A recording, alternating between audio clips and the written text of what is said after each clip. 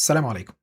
مشكلة كبيرة بيقع فيها أصحاب البيزنسز اللي بيصرفوا على الإعلانات وبيصرفوا على المحتوى، بيصرفوا على SEO، بيصرفوا على إن هم يظهروا في الAI search engines. كل الحاجات دي كويسة جدًا. بس دلوقتي اليوزر عشان ييجي لك على الويب سايت بتاعك بيبقى جاي جاهز متعلم. ليه؟ لأن في عندنا حاجة دلوقتي اسمها zero click searches. الAI بقى بيبعت الناس بعد ما يديهم الإجابة، يعني هو بيسأل سؤال عايز يعرف إجابته ومين أفضل ناس بتنفذ الحاجة دي. فبالتالي الناس اللي بتيجي لك على الويب سايت بتاعك دلوقتي، سواء بتيجي لك من المحتوى بتاعك أو بتيجي لك من الAI، هي عندها حاجة اسمها high intent، يعني ناس جاهزة إن هي تشتري. بس المشكلة بقى عند البيزنس اونرز ان الويب سايتس بتاعتهم مش جاهزة ان هي تستقبل الناس دي وتحولهم لكلاينتس. هنا بقى بيجي دور السي ار او او الكونفرجن ريت اوبتمايزيشن. ده اللي هنتكلم عنه النهارده، وازاي نصلح فانل المبيعات بتاعتنا، نصلح الثقوب اللي فيها عشان نقدر ان احنا نحول اكبر عدد من الزوار اللي بيخشوا لنا من البلاتفورمز دي على الويب سايت بتاعنا، نحولهم لكلاينتس. دلوقتي النية بتاعت العميل وهو داخل لك اتغيرت، يعني هو بيكليك، النية بتاعته مش زي زمان. زمان كان بيبقى داخل من جوجل، بيبقى سأل سؤال فبيظهر له الليست بتاعت الويب سايتس، بيبدأ يخش عشان يشوف الإجابة على سؤاله. دلوقتي بقى بيحصل العكس، في لينكد ان او وورد اوف ماوث او الجروبس بتاعت الفيسبوك او الاي اي سيرش انجنز، كل دي بتبقى عندها الاجابات. بس بيقول لك انت دلوقتي الاجابه بتاعتك فلان الفلاني هو اللي بينفذها او الشركه الفلانيه هي اللي بتنفذها. فهم بييجوا جايين لك متعلمين، يبقى الويب سايت بتاعك لازم يكون جاهز ان هو يرد على الثلاث اسئله دول. اول حاجه، انت اشتغلت مع شركات زينا قبل كده؟ طب انت فاهم المشكله اللي عندنا؟ طب الشغل معاك هيبقى شكله عامل ازاي؟ كل دي اسئله لازم الويب سايت بتاعك يجاوبها على طول. الثلاث اسئله دول في اول ثواني لما اليوزر بتاعك يخش على الويب سايت من الاماكن اللي قلنا عليها دي. فلو الويب سايت بتاعك ما جاوبش على الاسئله دي، انت هتخسر اكتر من مجرد انتباه العميل اللي جالك ده، انت هتخسره هو شخصيا، لان هو خلاص هو اوريدي جاي متعلم، ما بقاش محتاج انك انت تعلمه جوه الويب سايت.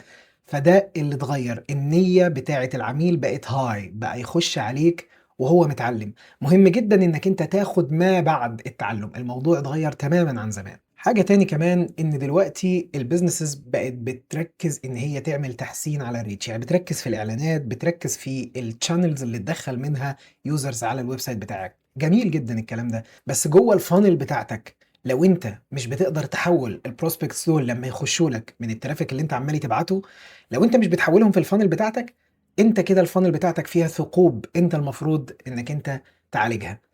الثقوب دي اللي هي زي ايه؟ مثلا زي انك انت تعمل CTA ما حدش يدوس عليه لان هو جينيريك او عام قوي، فمش باين ان هو الاكشن اللي انا المفروض هاخده هيوديني لحد فين. لازم تبقى محدد في الاكشن بتاعك.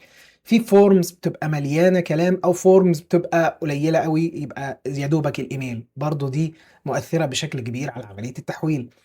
ان انت عندك بيجز بتتكلم بشكل عام مش سبيسيفيك للعميل اللي داخل من التشانل اللي انت بعته منها، يعني هو بيتكلم في الصفحة دي مع كل الناس، فما فيش اختلاف ما بينك وما بين المنافس، فبالتالي هو العميل هيسيبك ويمشي على طول. هنا بقى بيجي دور السي ار او او الكونفرجن ريت اوبتمايزيشن. بيعمل ايه السي ار او؟ بيعمل باتشز للليكس دي، يعني بيلزق، زي بيعمل بيلزق الثقوب دي بحيث ان هي ما تخرجش البروسبكتس من الفانل بتاعتنا، وبالتالي نخسر عملاء كنا ممكن ان احنا نشتغل معاهم ويزودوا مبيعاتنا اكتر واكتر. طب تعالى نعرف ليه الويب سايتس اصلا مش بتكونفيرت كويس. في عندنا حوالي 4 حاجات، هم ممكن اكتر من كده بس دول اهم 4 حاجات ممكن تلاقيهم في الويب سايت بتاعك. اول حاجة ان انت بتركز على الفيتشرز مش البنفيتس. العميل داخل عاوز يعرف هو هياخد ايه، مش انت بتعمل ايه. إيه المشكلة بتحلها ازاي، مش ازاي او ايه الفريق عندك شكله عامل ازاي، او ان انت بتعمل ايه، او الكلام ده كله. هو عايز حل للمشكلة اللي انت بتقول ان انت بتحلها. ويك سي تي اي يعني ان احنا عندنا يكون حاجه زي جينيريك زي كونتاكت اس، او تو دايركت يعني مباشره وصعبه شويه، اللي هو سكيدجول كونسلتيشن. يعني انا دلوقتي ما اعرفكش، ليه هحجز معاك مكالمه؟ وليه من الاول خالص ابقى تقول لي كونتاكت اس؟ يا اما يكون عام قوي يا اما يكون دايركت او مباشر قوي، مفيش حاجه في النص. دي من ضمن الحاجات اللي بتخلي الويب سايتس ما تعملش كونفرجن كويس. الفورمز مهمه جدا. ليه؟ لان هو لو قليله هتجيب لك لو كواليتي ليدز، لو كتيره هتعمل لك مشكلة إن الناس مش هتسجّل فيها، فأنت لازم يبقى في حاجة in the middle. تاني أو رابع حاجة، آخر حاجة معانا، اللي أنت الشركة زي ما قُلنا بتتكلّم عن نَفْسك، بتتكلّم عن مصداقيتك، بتتكلّم عن كل حاجة خاصة بالشركة. أنا عايزك تتكلّم عن الهدف اللي أنا داخل عشانه، عايزك تتكلّم عن المشكلة، وبعد كده ابقى اعمل مضاعفات الثقة معايا بالموضوع ده، بإنّك أنت تتكلّم عن الشركة والcredential والauthority، وإن أنت إيه الteam بتاعنا شكله عامل إزاي، وإزاي الشغل معانا هيبقى. أنا أهم حاجة عندي إن أنت تقول لي الoutcome اللي أنا داخل آخده من الbusiness بتاعك. حاجة برضه كمان لازم نبقى فاهمينها، إن الCRO أو الconversion rate optimization أو تعديل نسب معدلات التحويل أو تحسينها، دي عملية مستمرة مش one time project.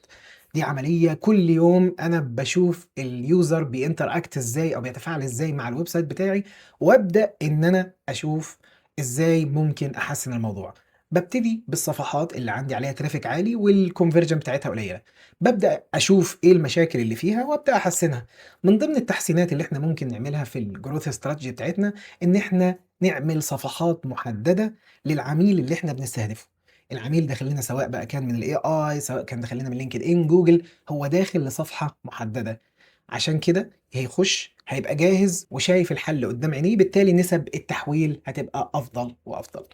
لازم أهتم بالحاجات اللي هي في وسط الfunnel، اللي هي إن العميل خلاص أثبت لي اهتمامه، بابدأ بقى إن أنا أدّي له مثلًا ebook، أدّي له حاجات اللي هي الfree، أو حاجات تكون إن هو يشترك معايا مثلًا في القائمة البريدية بتاعتي، أو إن هو ياخد زي ما قُلنا ebook أو الكلام ده كلّه، بحيث إن هو لسه ما استعدش إن هو يحجز معايا مكالمة، فبالتالي لازم أدّي له حاجات تعمل زي إيه، أُلفة ما بيني وما بينه. دي برضه بتسهّل عملية الconversions. طيب بعد كده اللي هي simplify forms، يعني إن أنا الform بتاعي ما يبقاش طويل أوي، وما يبقاش قصير أوي. لازم حاجة إيه in between كده، عشان المفروض إن أنا لمّا العميل يخش يبقى ما بين إن هو يبقى عميل محتمل، بس ما يسيبنيش ويمشي عشان الform طويل، أو إن هو مش عميل محتمل بس سهولة إن هو يسجّل في الform خلّيته يسجّل في الform، بقى عندي عميل محتمل مش مهتم بالموضوع أصلًا. آخر حاجة معانا اللي هي الuser navigation، اللي هي الUX. أنت بتشوف الuser بيinteract إزاي، ودي بتتم عن طريق الheat maps.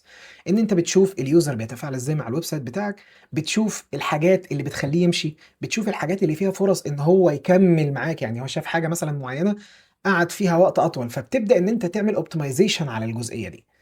لو جينا خدنا مثال على موضوع الCRO، إن إحنا لو بيخش لنا 10,000 واحد في الشهر من كل بقى القنوات سواء المدفوعة أو المجانية، على 1.5 conversion، فكده إحنا بيخش لنا 150 lead. لو زودنا 1% فوصلنا 2.5، بقى عندنا 100 leads جديدة في الشهر، يعني 250 leads بيخشوا على الbusiness بتاعنا. حاجة في منتهى الجمال طبعًا، هتزود مبيعاتنا ويمكن تضاعف مبيعاتنا كمان. فده بالنسبة للCRO، وإن هو عملية دايمًا مستمرة ولازم نبقى شغالين عليها بشكل مش one time project. في النهاية الCRO هو بيعمل تأثير استراتيجي على الbusiness، إن هو مش بيدّينا بس الleads، هو بيزوّد كفاءة العملية التسويقية بتاعتنا. أنت دلوقتي لمّا تيجي يخش عليك زي ما قُلنا 10,000، لو أنت بنسبة 1% زيادة بتخلّي ال150 دول 250 lead. فدي بتفرق معانا بحيث إن إحنا إيه، لمّا نكون بنعمل marketing لازم الmarketing نستفيد بيه أقصى استفادة، فنركّز على الfunnel مش نركّز على الreach، عشان الreach في الآخر هو ممكن يجيب لنا محتمل، ممكن يجيب لنا مهتم، ممكن يجيب لنا غير مهتم، ويجيب لنا جودة سيئة، يجيب لنا جودة جيدة، مش عارفين الظروف. في الfunnel بنعمل عملية بقى الfiltration بتاعتنا، بنعمل عملية إن إحنا نحرّك الزائر في الfunnel بتاعتنا، بحيث إن هو لحد ما يوصل لمرحلة إن هو يبقى client عندنا. وطبعًا من ضمن المزايا بتاعة الCRO إن هي بتخلّيك تجيب عُملا بتكلفة أقل، زي ما قُلنا لو زوّدنا نسبة 1% هنجيب عُملا زيادة بنفس التكلفة الحالية اللي إحنا شغالين بيها. وبيبقى الteams كلّها شغّالة مع بعض، بحيث إن الsales والmarketing والناس بتاعة الmarketing والناس بتاعة الbusiness development يبقوا شغّالين مع بعض على خط واحد. وبتدّيك كمان اللي هي الdifferentiation، تبقى مختلف عن الناس اللي بتستقبل traffic وبتعمل حاجات generic. يعني أنت دلوقتي لمّا تيجي تعمل حاجات generic ده كانت عندك مشكلة في الفانل، انت صلحت الفانل، انت بقى عندك نقطة ديفرنشيشن او نقطة اختلاف عن المنافسين بتوعك. انت دلوقتي بقيت بتستقبل الزوار بشكل افضل، بقيت بدل ما هم بتيجي تعلمهم جوه الويب سايت بتاعك، لا هم اوريدي متعلمين، هم اوريدي فاهمين اللي هم جايين ياخدوه، هم بس فاضل لهم القرار. فانت بتعمل معاهم مضاعفات الثقة، بتعمل معاهم الحاجات اللي تزود ما بينهم وبينك الألفة، بحيث ان هم يعني في أي وقت لو احتاجوا الخدمة دي تبقى أنت الاختيار الوحيد قدامهم. من هنا بقى وطالع من هنا ويعني إلى أجل غير مسمى، لأن ال AI دلوقتي بقى متحكم زي ما قلنا الزيرو كليك سيرشز، اللي هي اللي احنا بيوصل لنا الليدز من ال AI، ما بنبقاش عارفين نعمل لها ميجرمنت. فمن هنا وطالع الاستراتيجية الصح اللي هتكسب هي الاستراتيجية اللي هتحول لك الناس المحتملين اللي في الفانل بتوعك لكلاينت، مش اللي تجيب لك ترافيك اكتر.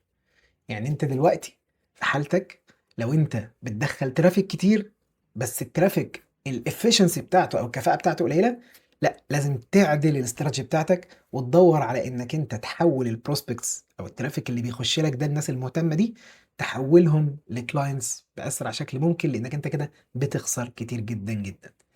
ده كان بالنسبة للسي ار او واهميته، وازاي انك انت تقفل الثقوب بتاعة الفانل بتاعتك عشان ما تهربش منك الزوار وتزود عدد الكلاينت وتضاعف مبيعاتك بشكل كبير جدا. اتمنى يا رب ان شاء الله تكونوا استفدتم من الفيديو. لو عجبكم الفيديو اضغطوا لايك على الفيديو وسبسكرايب للقناة. اشوفكم في فيديو جديد. السلام عليكم ورحمة الله.